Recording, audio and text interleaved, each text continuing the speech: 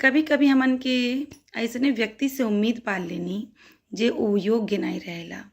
काहे कि योग्यता और उम्मीद के बहुत गहरा कनेक्शन हवे। अगर उ व्यक्ति योग्य नहीं हवे त हमन के उम्मीद कइले के कौनो मतलब नहीं होला। योग्यता के मतलब ई ना कि वो व्यक्ति समर्थवान बाटे, पूरा कइले क सामर्थ्य बा ओकरे अंदर। रुपया, पैसा, धन दौलत या फिर कोनो भी प्रकार से वो व्यक्ति उच्च स्तर के बाटे। योग्यता ओकरे हृदय के कहत हई हम। अगर हृदय में पूरा कइले के योग्यता रहेला केहू के उम्मीद, त कुछ न रहते हुए भी खाली व्यक्ति साथे खड़ा हो जाला, त उहो बहुत बड़ा एक ठो संकेत होला कि उम्मीद इनसे बाटे। उम्मीद के मतलब अगर कभी भी ज़रूरत हवे तो व्यक्ति तुरंत हाजिर हो जा।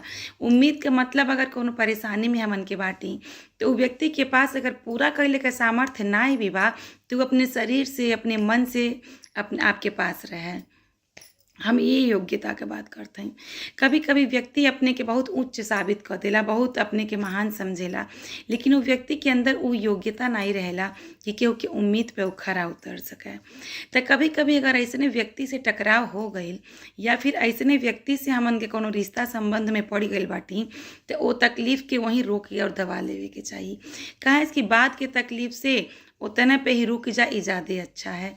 काहे कि जब संबंध बढ़ जाला और फिर उम्मीद वही संबंध के हिसाब से ही उम्मीद भी बढ़त जाला और ओकरे बाद अगर वो व्यक्ति जवाब देला या फिर वो व्यक्ति नकारात्मक संकेत देला या फिर वो व्यक्ति कभी कभी चुप हो जाला, आप कोनो परेशानी बतावत बाटी और व्यक्ति समर्थ बा उ कइले में, तभी भी उ शांत हो जा, चुप हो जाए या फिर बात के बदलने की कोशिश करे तो व्यक्ति से वो चीज़ का चर्चा कभी नहीं करे के चाहिए।